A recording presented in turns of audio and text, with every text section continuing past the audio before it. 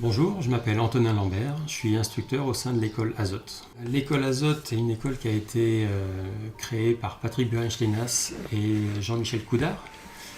Le but, c'est de transmettre la danse des lettres hébraïques. Les lettres hébraïques, c'est un alphabet sacré, c'est la manière dont on aborde cet alphabet. La façon dont on peut l'entendre et la façon dont nous, on accède à cet alphabet, c'est par sa musique. C'est-à-dire que c'est la musique de l'univers. C'est la retranscription audible pour nous humains de ce qu'est l'énergie primordiale de création de l'univers. 22 lettres, 22 modes de circulation de l'énergie. Donc le but, à travers ces lettres, ça va être de faire passer à travers nous, à chaque fois, un 22e de cette énergie primordiale. Ça fait une dizaine d'années que j'ai appris avec Patrick la danse. J'ai commencé par aller voir sur le site de l'Atram, qui est une pratique de soins qu'a créé Patrick. Donc j'ai lu les informations, ça m'a beaucoup intéressé, donc je me suis inscrit.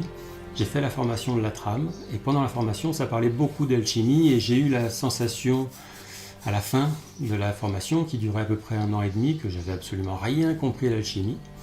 Et comme c'était quelque chose de prédominant dans la pratique de l'Atram, je me suis dit que j'avais pas vraiment le choix en fait. Il fallait que j'aille voir plus au fond ce que pouvait être l'alchimie, pour mieux comprendre l'Atram au début, c'était ça mon intention. Donc là j'ai commencé à faire des stages avec Patrick. Et puis ça s'est jamais arrêté en fait. J'ai mis le doigt dedans et voilà. C'était en 2008 si je ne me trompe pas. Avant je faisais du tai chi et par le tai chi, j'ai adoré le tai chi mais j'ai jamais pu culturellement comprendre ce qui m'entourait à travers le tai chi. C'est peut-être parce que j'avais pas le niveau, peu importe. Mais là à travers l'alchimie, à travers quelque chose qui parle de notre culture, on a de plus en plus, moi en tout cas ça m'a permis et c'est la manière dont je le transmets, que les gens puissent avoir le plus possible les pieds sur terre, dans leur culture, d'aimer ce monde à travers les outils qu'ils ont. Et puis la danse peut les amener à trouver un nouvel équilibre, peut les amener à faire ce qu'ils ont à faire dans la vie en fait. Faire leur choix en étant heureux et en faisant des choix conscients, en faisant des choix parce qu'ils aiment et pas parce que quelqu'un voudrait que, par exemple. La danse des lettres, c'est une voie martiale, occidentale. Quand on dit voie martiale, ça ne veut pas dire qu'on va apprendre à se défendre ou à taper sur son voisin. Mars, c'est la quintessence, et une étoile à 5 branches rouges, c'est le monde de la pierre philosophale. La quintessence, c'est arriver à trouver ce point immobile, le bonheur. Donc ça va être l'art de trouver ce qui est immobile. L'alchimie, oui, c'est l'art de trouver ce qui est immobile. On parle de la recherche du bonheur. La bonheur, c'est à la bonne heure. La bonne heure, c'est maintenant. Maintenant, c'est le présent, et le présent est forcément immobile. Alors nous, évidemment, dans notre vie au quotidien, on aurait plutôt tendance à courir après ce qui nous rend heureux. Souvent, aujourd'hui, on cherche à avoir un plaisir immédiat, et on confond avec le moment, l'instant, qui est le bonheur, qui est l'instant présent. Mes souvenirs les plus marquants, le premier, c'est ma première illumination, parce que ça a été quelque chose de phénoménal. Donc ça, c'est quelque chose de très très particulier. Après, tout le travail va être d'apprendre à le reproduire. Donc c'est ce que j'ai fait en continuant avec l'alchimie, c'est ce que j'ai fait en continuant avec la danse des lettres. La deuxième chose pour moi, au travail au creuset, je travaille au creuset aussi, la première fois que j'ai vu le métal fondre dans mon creuset, j'ai su à cet instant-là, ça s'est fait en un claquement de doigts, j'ai su ce jour-là et à cet instant-là que c'était ma voix. Donc évidemment, ça c'est quelque chose qui pour moi est très marquant. Ça a été un tournant. C'est-à-dire à partir de cette seconde-là, le reste, le tai chi et toute la recherche que j'avais, comme on peut tout savoir, et c'est normal, tant qu'on est en recherche, je lisais sur le chamanisme, je lisais sur plein de choses. Tout s'est écroulé et il n'y avait plus que l'alchimie pour moi qui était une ligne directrice. Donc ça ne veut pas dire que le reste perd de sa valeur, ça veut dire que j'ai trouvé maintenant ma ligne. Je pense à autre chose, c'est pas un instant particulier, mais j'observe aujourd'hui que ma vie se simplifie. Que ce soit ma vie professionnelle, que ce soit ma vie familiale, que ce soit le quotidien. Mon rapport au monde, mon rapport à la nature, tout ça devient de plus en plus simple, mon rapport aux gens, voilà. Mais bon, maintenant je fais en sorte que c'est une manière d'être, je peux pas faire vraiment autrement en fait. Dans l'alchimie, la première chose à faire, ce qu'on appelle l'œuvre noire, c'est décomposer une matière pour séparer le subtil de l'épais. Chez l'humain, l'épais c'est les émotions. Alors déjà les émotions en surcroît, tout ce qui m'amène à être en colère, tout ce qui m'amène en contradiction avec des mouvements extérieurs, parce que ce monde n'est que mouvement. Hein. Donc plus on arrive à calmer cette agitation à l'intérieur de nous-mêmes, à la calmer, on n'essaie pas de la calmer, on retire, on extrait le surcroît. Donc de fait, il en reste moins dedans. Et moins il y en a dedans, moins on est agité. Et moins on est agitable par l'agitation extérieure. L'alchimie, ce qu'on dit dans l'alchimie, c'est on cherche le point commun. Le but, c'est qu'un jour, on cesse d'avoir la force de regarder les différences chez l'autre, dans le monde, et qu'on soit plutôt attiré par ce qui est commun, donc ce qui est comme un. Et on a des exemples dans les vies d'humains où on a tous notre vision du bonheur.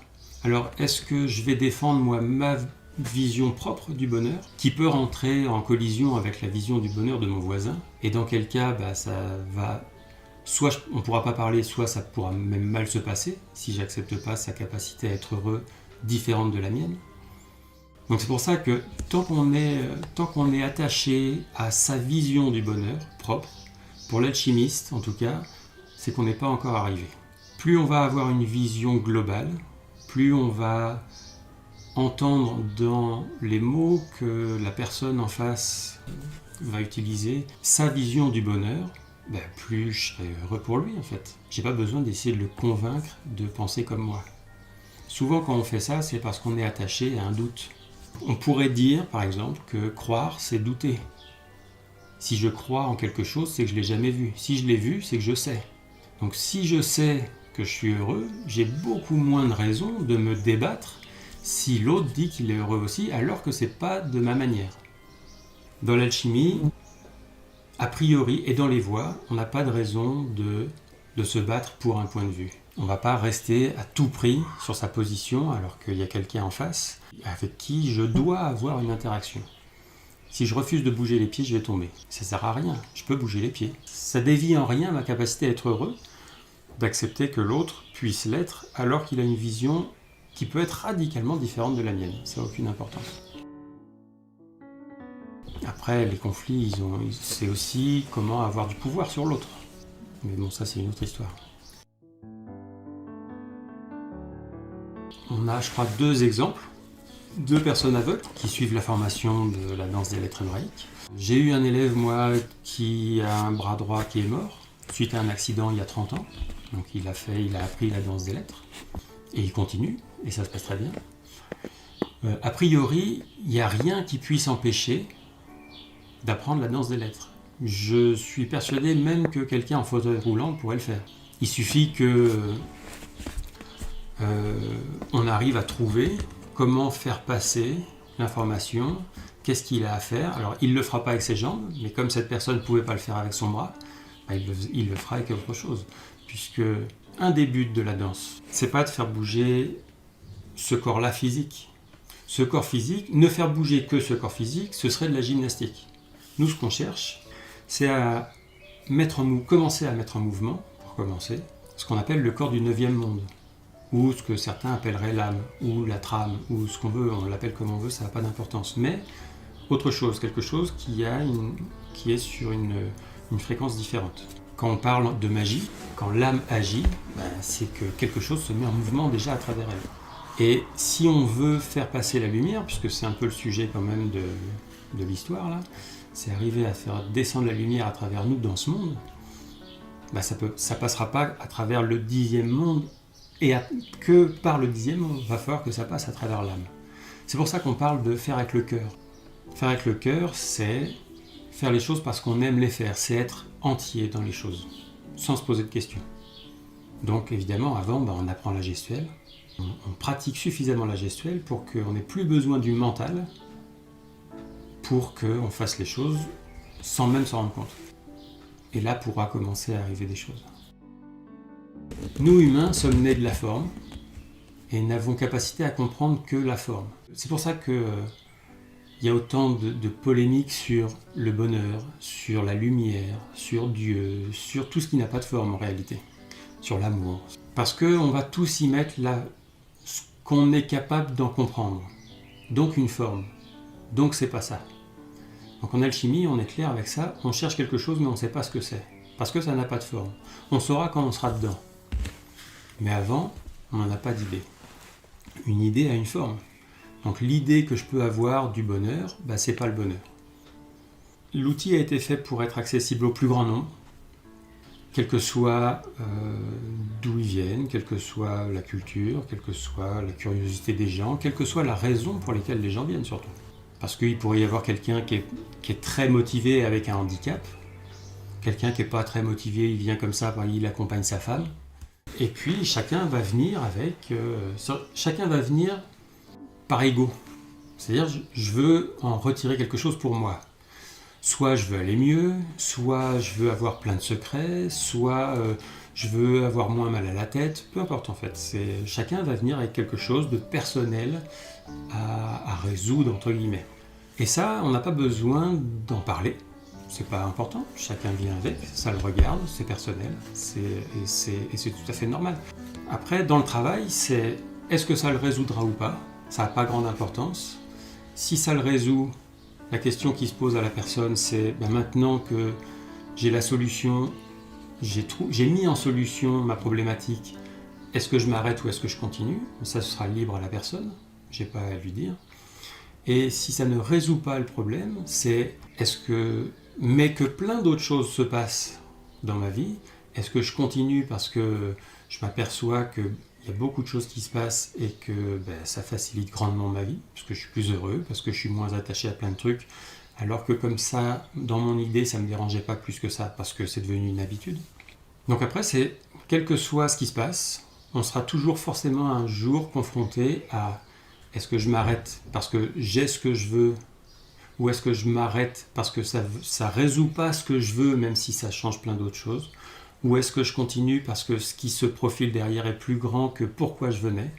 Ce sera le choix de chacun.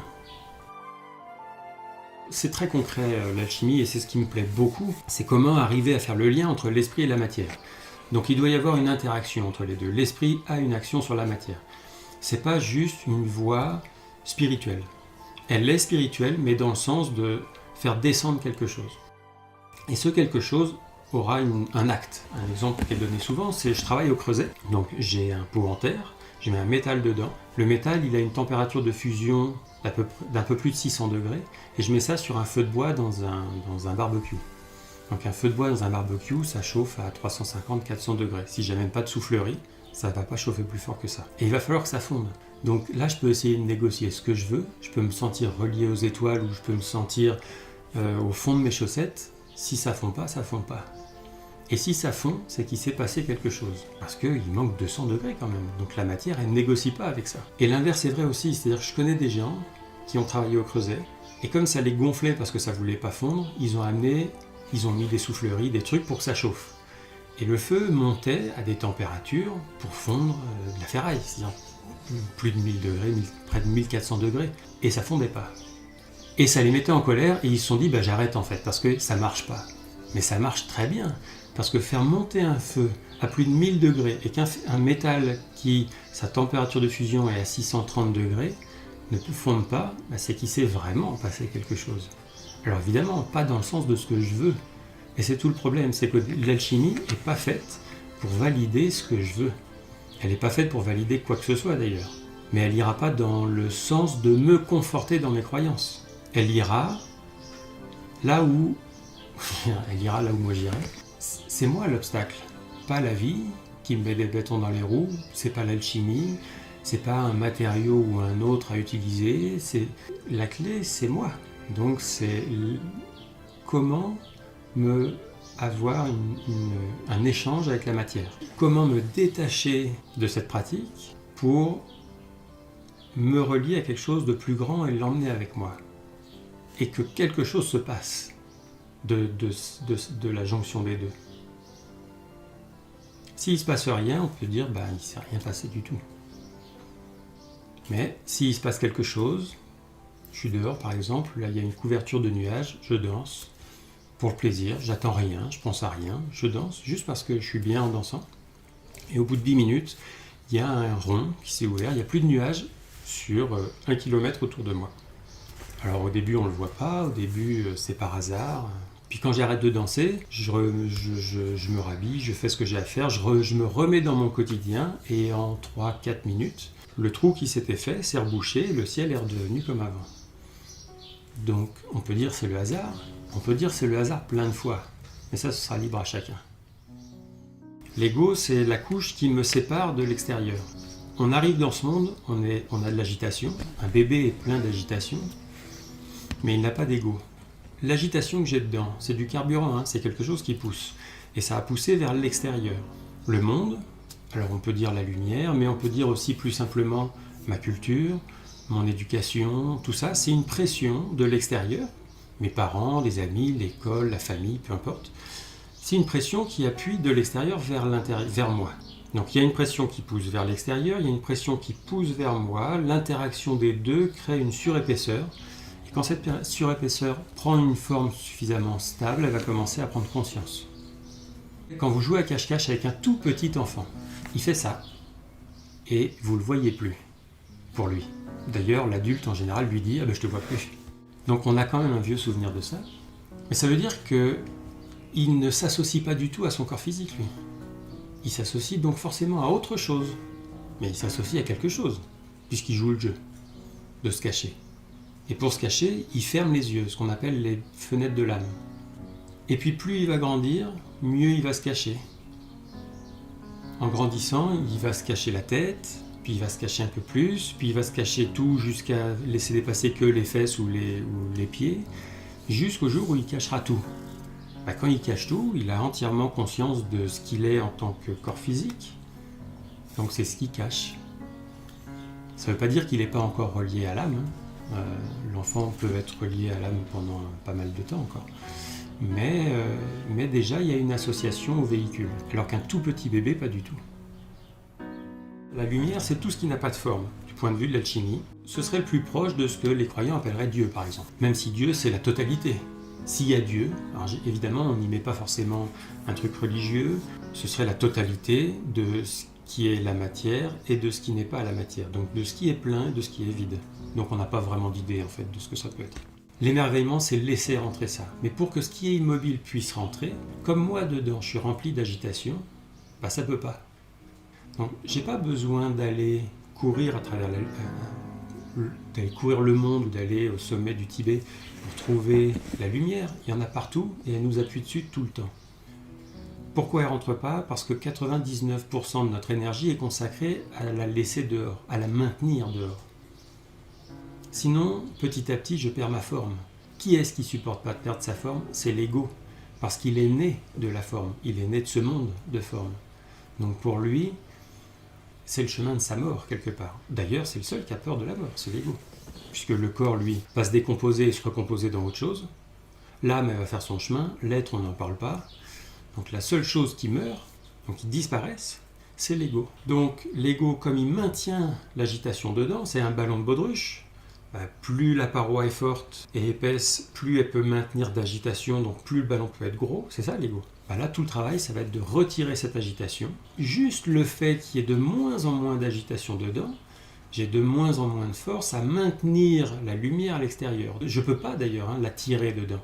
Pas tout de suite. Elle va d'elle-même commencer à pénétrer ou à transparaître. Alors la création de la pierre philosophale, c'est une coupe suffisamment pure, donc c'est retirer l'agitation. C'est quoi la différence entre une matière agitée et une matière qui est immobile? Une matière immobile, c'est ce qu'on appelle une matière pure ou vierge, puisqu'elle ne contient pas l'information.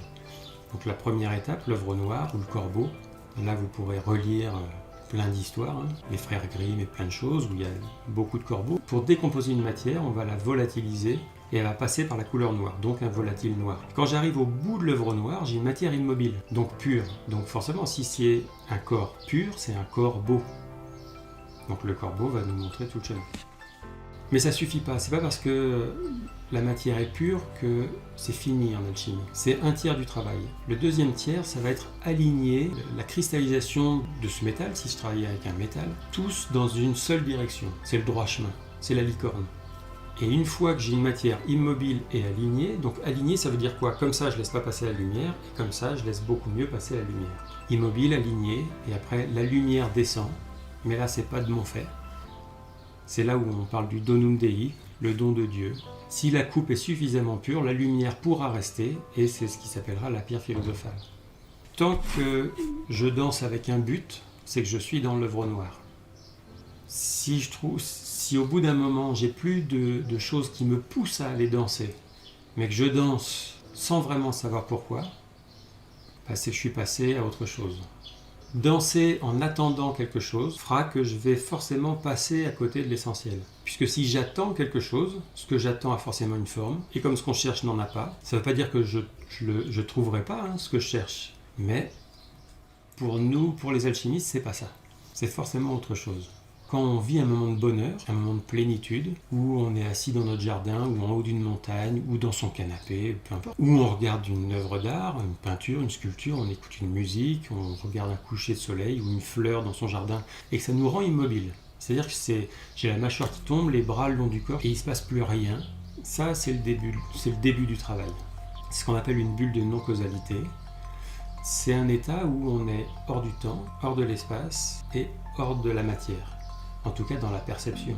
Évidemment, on est toujours dans le temps et dans la matière, il y a des gens qui peuvent venir nous voir. Mais dans notre capacité à percevoir ce monde, on ne le perçoit plus pareil. C'est tout le jeu de l'alchimie en fait. L'alchimie, c'est comment changer son regard sur ce monde, comment je vais percevoir différemment. Il faut entendre, percevoir, c'est percer pour voir. Donc percer pour voir ce qui est derrière quelque chose. C'est ça quand on parle de secret en alchimie. Et pourquoi on imagine que l'alchimie est remplie de secrets? C'est pas des choses cachées. Le secret, c'est là où ça se crée. Et un secret, ça se perce. Donc, ça, c'est à nous de le faire. Il y a plein de choses en alchimie, ça peut pas être donné. Patrick nous a suffisamment répété, si la pierre philosophale, je vous l'amène, je vous la mets dans la main, le plus probable, c'est que 99% des gens, même plus, disent « Ah, mais c'est que ça !» À tel point qu'il y en a qui ont jeté la pierre philosophale. Parce qu'ils ne l'ont pas reconnue. Je danse les jours où ça me fait plaisir de le faire, voire plus que plaisir. C'est pas un plaisir parce que j'ai pas de raison de danser particulière en fait. Et puis j'ai d'autres outils. Au sein de l'école Azote, il y a 3 étapes de travail. La première étape, c'est l'apprentissage de la gestuelle. Ça va concerner moi par rapport à moi. On est obligé de partir de soi. Et souvent nous, quand je dis nous, c'est occidentaux, on adore essayer de se barrer tout de suite le plus loin possible pour surtout pas aller voir les trucs qui nous embêtent à l'intérieur et les trucs qu'on a enfermés à droite à gauche. Là, l'alchimie, on ne pourra pas passer à côté. Le premier travail, c'est ça. Et les lettres vont agir là-dessus et ouvrir des schémas où on va mettre en lumière des zones d'ombre. C'est le seul moyen, en réalité. Sinon, on va continuer de les cacher, mais c'est pas parce que je cache très bien des zones d'ombre et que j'ai la sensation d'être lié à l'univers que ça marche mieux. J'ai essayé longtemps aussi.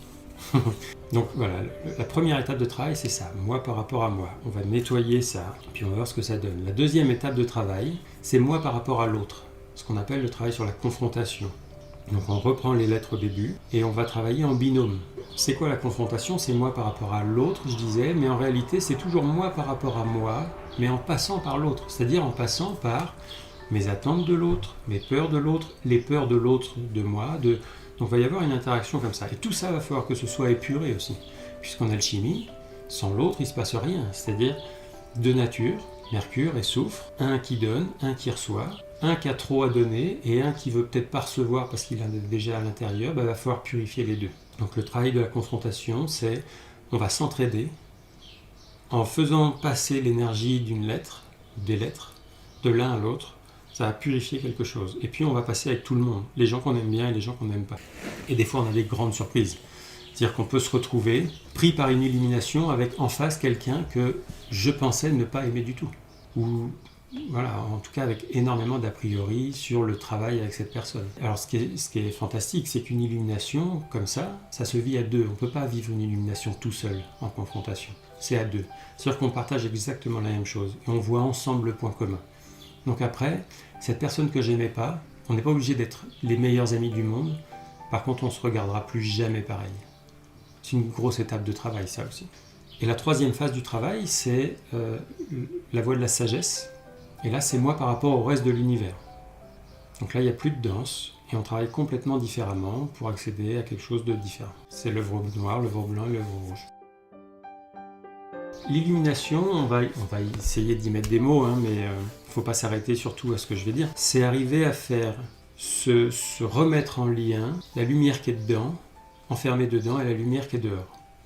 C'est-à-dire, c'est même par un tout petit trou, si j'arrive à faire un tout petit trou dans l'obstacle, si la lumière qui est à l'extérieur pénètre et est en contact avec la lumière qui est dedans, ça s'appelle une illumination. Alors même si c'est un tout petit trou, ça fait des sensations... Enfin, on n'est plus là, en fait. Il n'y a plus de conscience, puisqu'on est relié à ce qui n'a plus de forme. Et c'est la chose qui va prendre le plus d'importance. Les stades, c'est en fonction de la taille que j'arrive à ouvrir pour relier l'intérieur de l'extérieur. Il n'y a pas d'évolution linéaire, c'est en fonction de ce qu'on est. Il y a des jours où c'est plus simple pour nous, pour chacun de nous c'est pareil. C'est pas parce que je vais bien aujourd'hui qu'à partir d'aujourd'hui je vais tout le temps aller bien. En alchimie, la clé va être, si j'arrive à trouver la direction dans laquelle je veux me diriger, que j'aille bien ou pas, ça n'a pas d'importance, je continue à me diriger dans cette direction-là. Je vais prendre une image, je vais faire une parabole, je suis en voiture, dans la montagne, il pleut, il y a du brouillard. C'est une route que je connais par cœur, parce que je l'utilise fréquemment. Les jours où il y a du brouillard, je continue à rouler, plus lentement, par sécurité, je mets les phares, je fais ce qu'il faut, mais je continue sur la route. Parce que je sais où je veux aller. Nous, dans nos vies, le plus souvent, quand il y a du brouillard, qu'il pleut, qu'il fait nuit, on s'arrête. On déprime, on pleure sur notre positionnement, on pleure sur notre condition, sur ce qui nous arrive, les gens qui nous aiment pas, les machins. Et on fait plus rien et on se sent paumé. On peut dire au début, le but c'est d'être heureux, mais ça veut dire que les jours où je suis pas heureux, je peux rien faire. Donc peut-être que le but, il est au-delà même d'être heureux. C'est-à-dire, je suis heureux, je suis pas heureux, je continue d'avancer dans la même direction. Si cette direction était claire les jours où il faisait beau pour moi, je change pas de direction quand il y a des nuages. Je continue. Quand j'arrive à trouver un chemin plus calme pour laisser passer la lumière, on va s'entraîner. Est-ce que je peux en faire rentrer un peu plus? Est-ce que je peux baisser un peu le niveau sans que ça s'éteigne? Est-ce que j'arrive à l'éteindre et à le ramener? Après, c'est un jeu. Mais le but n'est pas l'illumination, le but c'est la maîtrise. Tu parlais, t'évoquais le Bouddha, tout ça. Ce sont des personnes qui maîtrisaient totalement. C'est-à-dire que quand il n'y a pas de nécessité d'être en échange avec des disciples, avec le monde, ils se mettent dans cet état-là parce que c'est la chose la plus belle et merveilleuse qu'on puisse imaginer, qu'on ne peut pas imaginer d'ailleurs. J'ai pu traverser ça avec la danse des lettres. Moi aujourd'hui, mon travail, c'est pas d'attendre d'être à un stage pour vivre ça, c'est de le mettre en place dans ma vie. Après, faut le temps que ça s'ouvre sans faire de dégâts. Faut pas s'imaginer non plus que la lumière est quelque chose qui va nous être forcément faste. La lumière, en alchimie, c'est ce qu'on appelle le dissolvant universel. La lumière, du point de vue des alchimistes, sa fonction, c'est de dissoudre tout ténèbre, donc toute matière. L'image qu'on a de la lumière, rattachée à la religion, c'est Saint Michel. Saint Michel, il n'est pas bon pour la santé, il perce la peau du dragon, avec une épée flamboyante. Le dragon, c'est la matière. Alors, son but, c'est pas de le tuer, son but, c'est de percer la peau. Mais il y arrivera que si le dragon l'accepte. C'est pour ça que ça prend le temps. Ça prend le temps que le dragon accepte. En réalité, Saint Michel, il tend la main. C'est pas un acte du gentil sur le méchant. Il n'y a pas de gentil et de méchant. La création s'est faite comme ça, et elle a cette forme par équilibre. Aujourd'hui, le chemin, c'est que la lumière rentre dans chaque grain de matière au point de le faire disparaître, ce qu'on appelle une transmutation.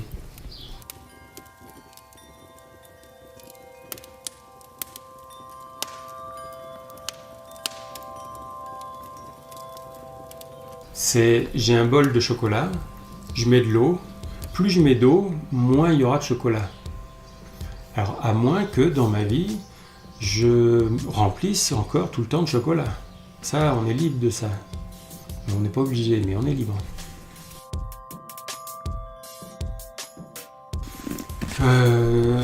On pourrait s'inquiéter de l'avenir de notre capacité à vivre sur ce monde. Pour ceux qui auraient envie d'avoir des descendants et que la valeur de la vie se fait à travers la présence de l'humain sur Terre.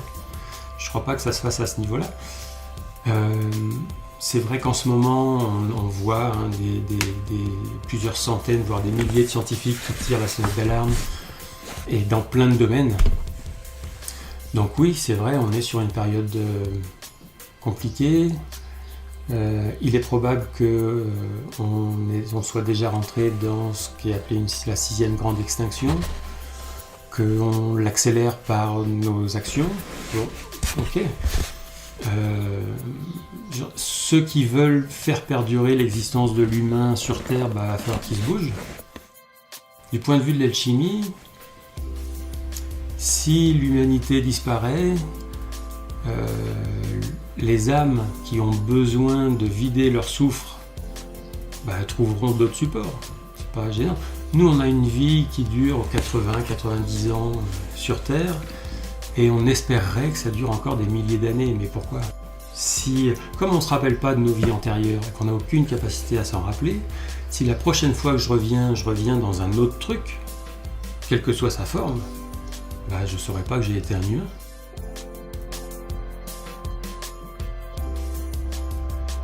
Décréer, ça veut dire retirer de l'agitation, si c'est l'agitation qui a créé. Donc comment on fait pour retirer de l'agitation ? La matière le fait à chaque instant.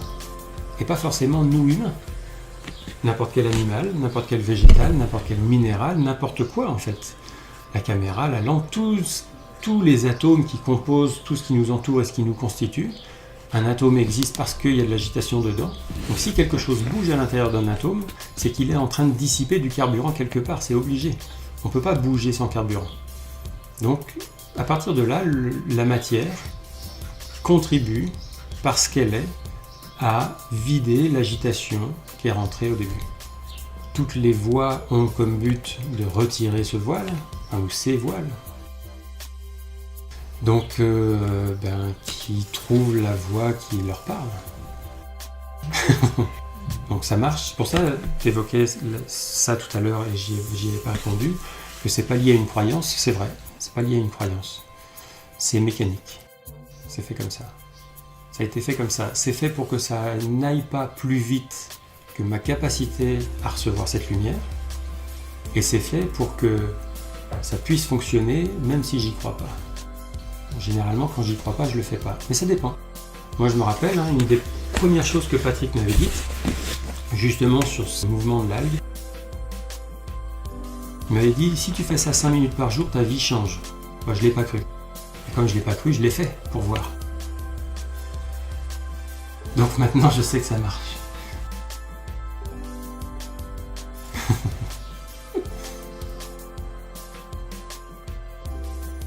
Si j'ai capacité de voir et de me relier à ce qui est beau, cette beauté-là va se révéler. La magie sert à créer. Et la création, c'est quand j'ai capacité de laisser passer la lumière à travers moi. On a donné un mot, ça s'appelle l'art.